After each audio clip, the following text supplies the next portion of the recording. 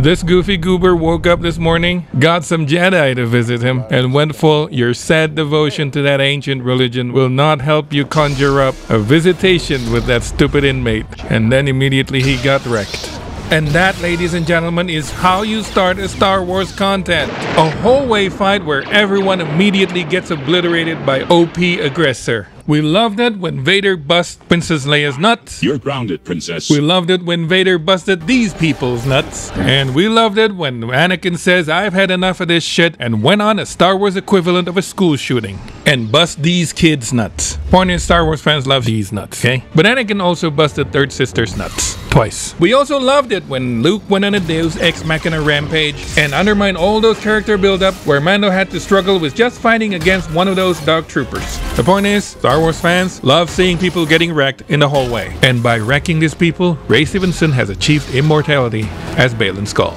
This character introduction was so good, they even placed an acknowledgement right before the end title screen. Balan Skoll is now a friend of Star Wars fans forever. And his apprentice was awesome too. Shin Hati took my heart by storm. Balan Skoll's apprentice was so good. She's like the Star Wars goth girl right now. I mean, well, I had to admit that I have a thing with the resting bitch face. Especially when she can wreck everyone with a lightsaber. Including Sabine. A death that I don't think anyone would have believed would have been permanent. Especially if you've seen the trailer, because we've seen her with short hair, and she's so cute! Okay, I have a thing with girl with short hair. Shut up. Anyway, she got mauled like Qui-Gon, but it wasn't as deadly. You see, as time goes on in the Star Wars universe, getting mauled in the torso have now simply become a flesh wound. Contrast this with what happened to Qui-Gon. When he got mauled in the torso, he said, Obi-Wan, use Force healing to save me. I'm sorry, Master. I can't. George Lucas hasn't invented it yet. Screw you, Obi-Wan. And ever since that happened, pretty much everyone survived getting mauled in the torso. When Kylo Ren got mauled, he got force healed. When Vader mauled Reva, by the next episode, she was alright. It's as if she never got stabbed at all. Just a flesh wound. So when Shin Hati mauled Sabine, of course she's gonna be alright. Just a flesh wound. The next scene was literally her waking up in a hospital with her tummy hole pretty much almost fully healed. This is because she's a major character in Rebels Season 5. Quite the opposite from Captain Haley here, who got immediately mauled and was never seen again. They even immediately confirmed via PA that he's dead and not coming back. The captain's dead. Proving once again that in Star Wars, plot armor is thicker than blood. I'm just Rey Skywalker. Note she didn't say her literal bloodline Palpatine. Proving once again that you should never listen to your mentor. Either it is Leia, Never be afraid of who you are. or even if it is Yoda. And sacrifice Han and Leia. Yes. What the fuck, Yoda? War does not make one great, my ass. Which reminds me, remember when Ahsoka refused to take Grogu as her apprentice? This is because only two there are. A master and an apprentice. But This is a big the real question is, are they Jedi? And one thing we know for sure. I am no Jedi. And Ahsoka having an apprentice explains a lot why she couldn't take another one. Always two there are. I cannot train him. What? You made me a promise, and I held up my end. Breaking your promise is not the Jedi way. I am altering the deal. Pray I do not alter it any further. Hey, that's my line. It's mine now, Sky Guy. Proving once and for all that Jedi quitter Ahsoka is supposed to be a Sith. Which means Sabine was right to quit her training from Master Ahsoka. I cannot train him. You could have just said that you've already got an apprentice, you jackass. Ahsoka did Din Djarin dirty, and Grogu ended up refusing to be trained by Luke, jeopardizing his future to the dark side. First Officer Jensen Corbett had just the worst day on Vesper. I mean, don't you hate it when it's your first big day on the captain's chair, and suddenly a bunch of former Jedi showed up and kill you? And not only that, your shitty death happened off screen.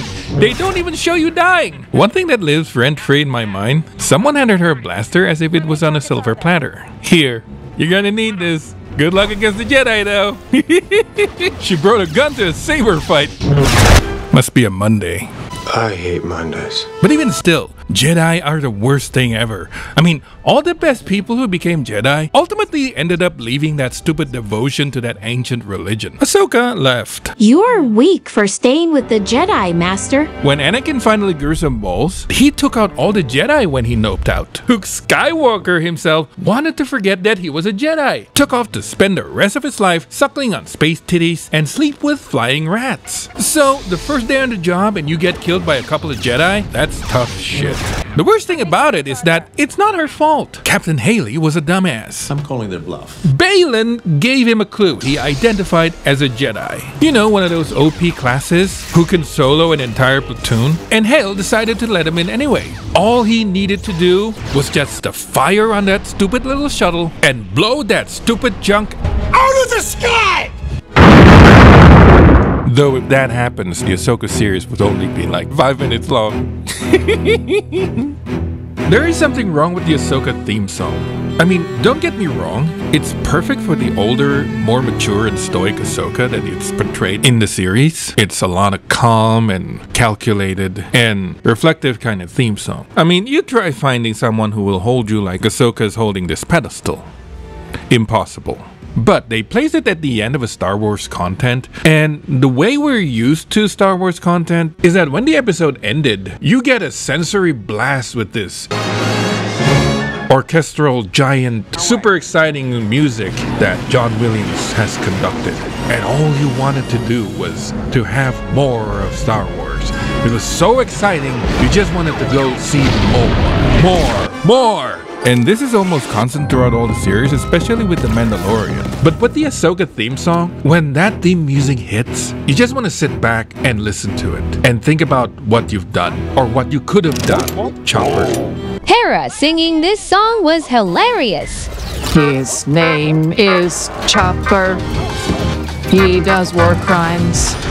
He will drop a hyperdrive on your town. This song has been stuck in my head for days. People are complaining that the Ahsoka series portrayed Ahsoka wrong. She's no longer making lots of mistakes and so snippy and rebellious. Even though the reviews turned out excellent, but that didn't stop them. There have been efforts to review bomb the user review on Rotten Tomatoes, and it came from the usual suspect: conservative ignorance like neurotic pretending to be review channels, and all kinds of anti-Disney ilk that has nothing to do with the Star Wars or Ahsoka fanbase. Complaining that this is not the Ahsoka that they know. Complaining that Disney has ruined Ahsoka in her own series. Whose side are you on anyway? Complaining that this was bad writing. Complaining about the strong female character. Well, the real reason Ahsoka like this is because, unlike these short-minded conservatives pretending to be reviewers, I mean, she's grown older and much wiser now. It's what happens to people as time goes on. It's called growing up. Ahsoka series started with The Empire Has Fallen. This is because the Empire literally fell off. And on Rebels Season 5, Episode 4 was called The Fallen Jedi. Because in this episode, Ahsoka fell off a cliff. Except for one thing. I am no Jedi. Oh, that's right. Which means, because she's not a Jedi, the title actually didn't refer to Ahsoka, but instead, it's about the other Jedi who fell. Is that a note of fear in your voice? Fear is the path to the darks. Which means, consumed by fear, Lord Balan the Pussy has fallen off to the deep end. I love the pussy. However, he's not exactly a Sith, but not a Jedi anymore. Ladies and gentlemen, let me introduce to you the first Force Atheists. A Force Theist, if you will. As to Ahsoka, it turned out she's still alive. And as we pan away from the cliff, we found out that she has turned into a giant kaiju. Which means, the next episode, she will be fighting Godzilla. This is why, for episode 5, Disney is putting it on the big screen. And you can watch it in theater. Turn it up! Turn it up! Ahsoka, look at me. The last time they met, weren't these guys trying to kill each other? Sky Guy? I've been waiting for you, Ahsoka. We meet again at last.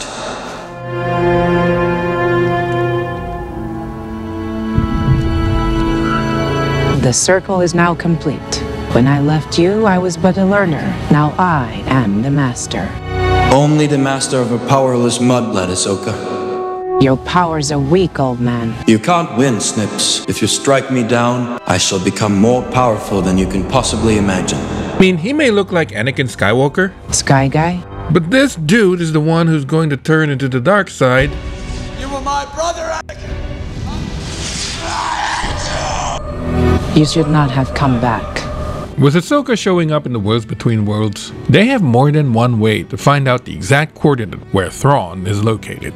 Obviously, one way is just to use the Worlds Between Worlds to jump to the exact time and location where Ahsoka could just pull Ezra out away from Thrawn. Again, it's like poetry, so if they rhyme. And while she's at it, maybe also pull Thrawn away and dump him in somewhere else in the other side of the universe, far from the range of any hyperspace travel. But even without the Worlds Between Worlds, it is still possible to find out where the witch was going. And Balan thought that by destroying the spear, nobody would be able to get to the coordinates. However, there is one problem. When Ahsoka grabbed the map, it scorched her palm, which means the design of the orb is now engraved on her hand. Hail, Jedi. And she could just show it to Hera and have Hera's engineer work on it and figure out what it means. But there is still one problem though, that she only has half of the spear. Wait!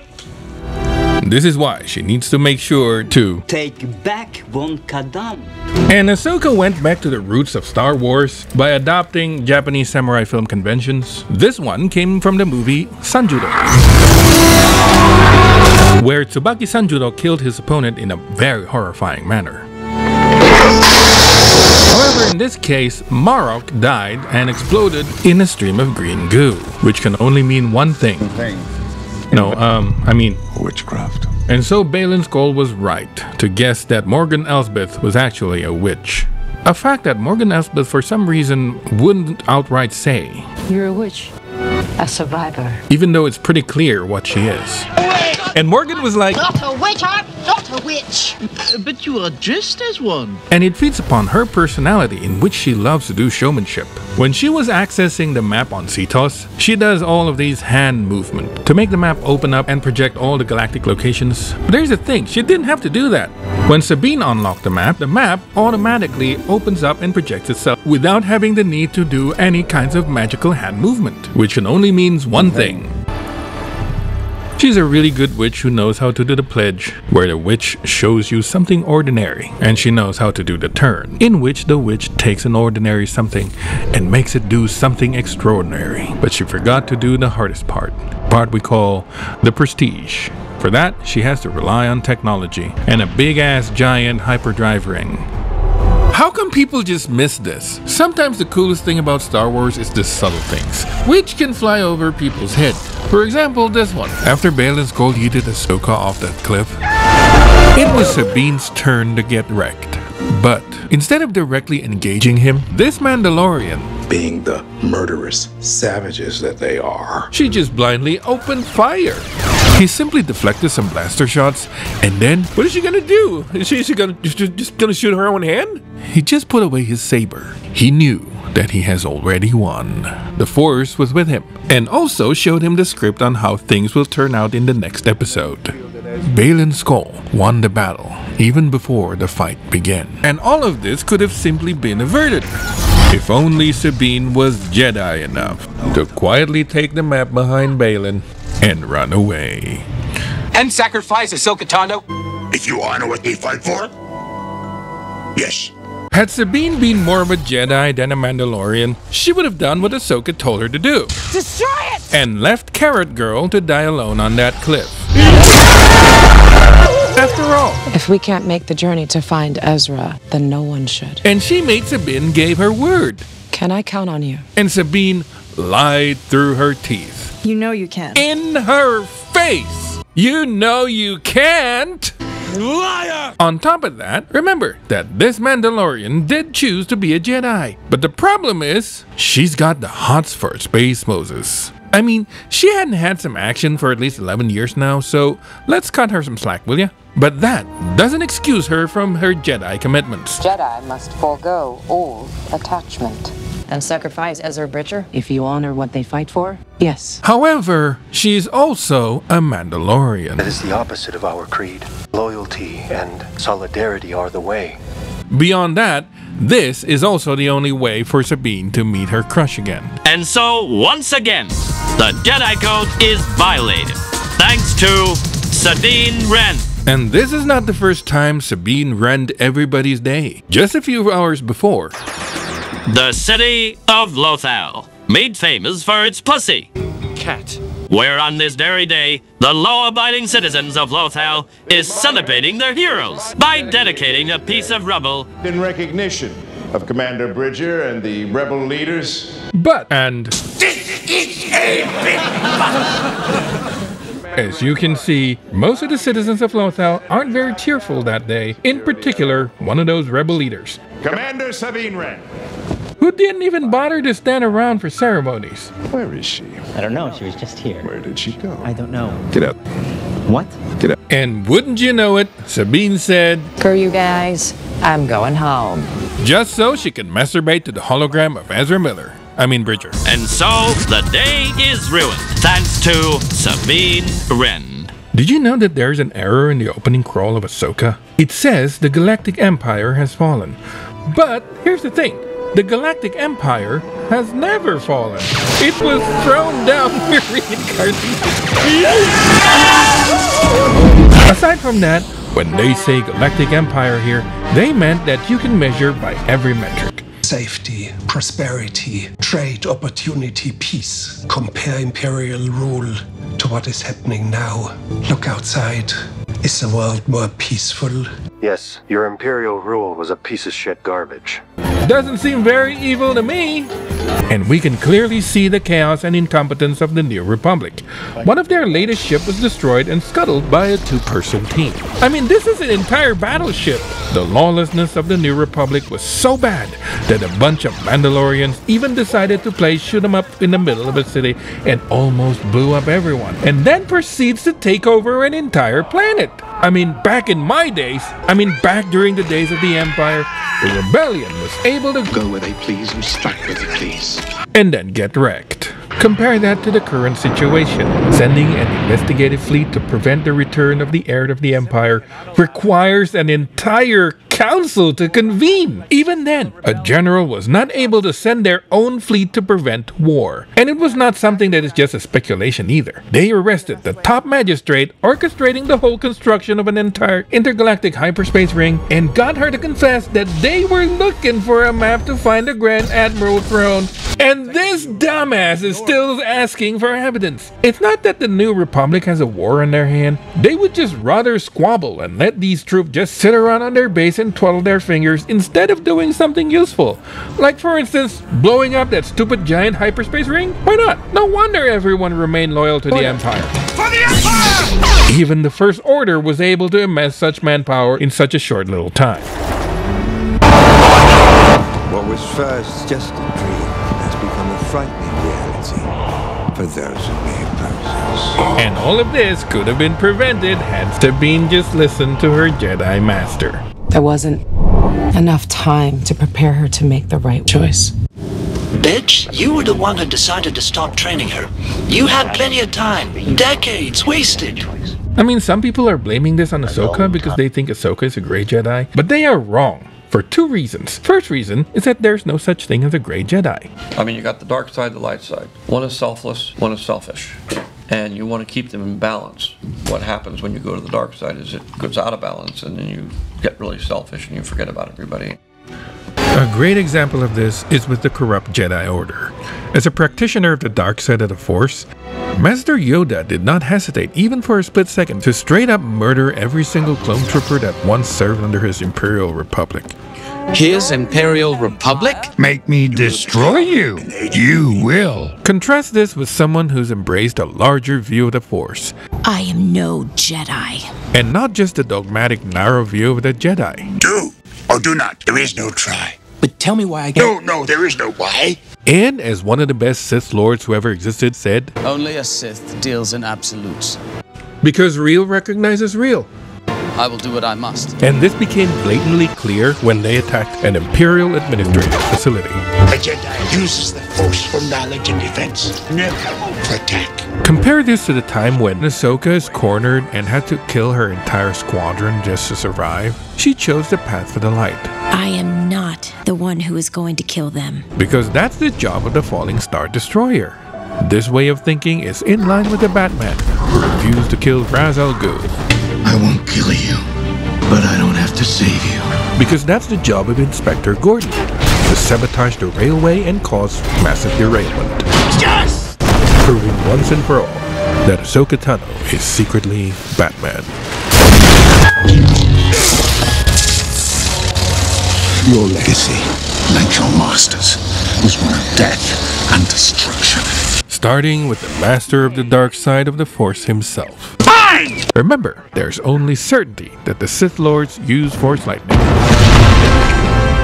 There's no gray in between that, and Yoda clearly intended to wipe out the last remaining record of the true teaching of the Jedi Order. Sacred Jedi texts! Read them, have you? Yoda asked, knowing that Luke, being a simple farmer who grew in the middle of nowhere, never learned to read.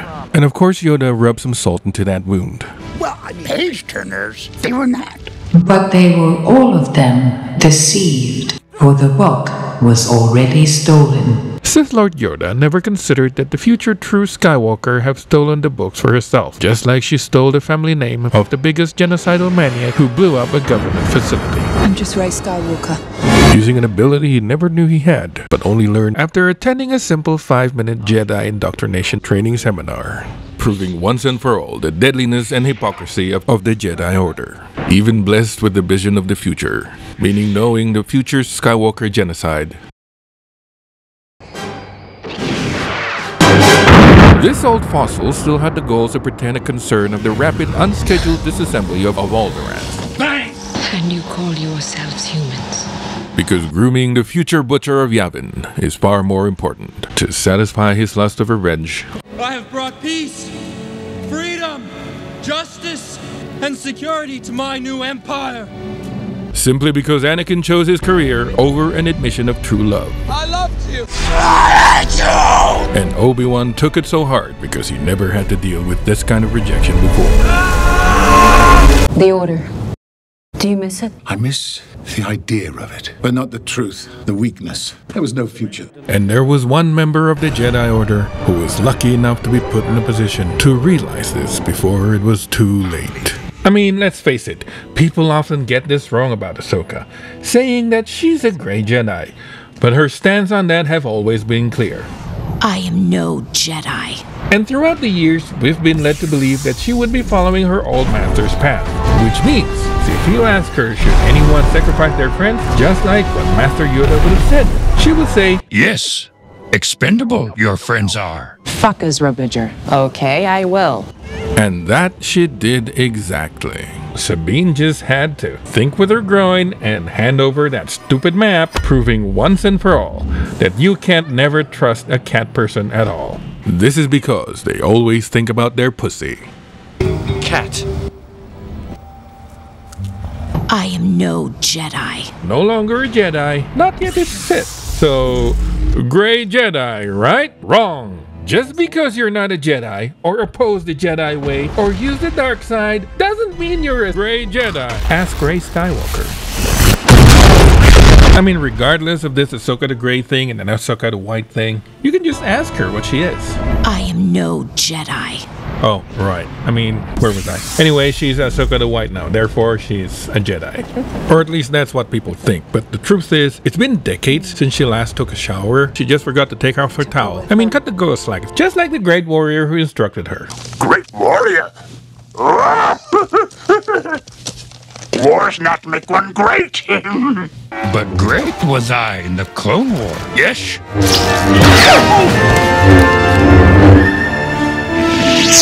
Ahsoka's stance when it comes to having no attachment by sacrificing her friend echoes exactly that of Yoda. And sacrifice Han and Leia.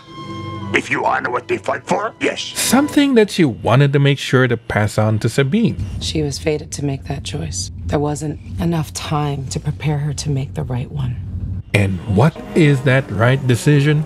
And sacrifice Ezra Bridger? If you honor what they fight for, yes. Spoken like a true Jedi. Excuse me? You have trained your apprentice well, Anakin. We lost so many. And if Anakin were more of a Jedi, he would have been like... Don't get too attached to them, Ahsoka. Remember, Attachment is forbidden. besides, they were meant to be expendable. Even Master Yoda would be killing them en masse without a second thought. As Jedi, it's our job to lead.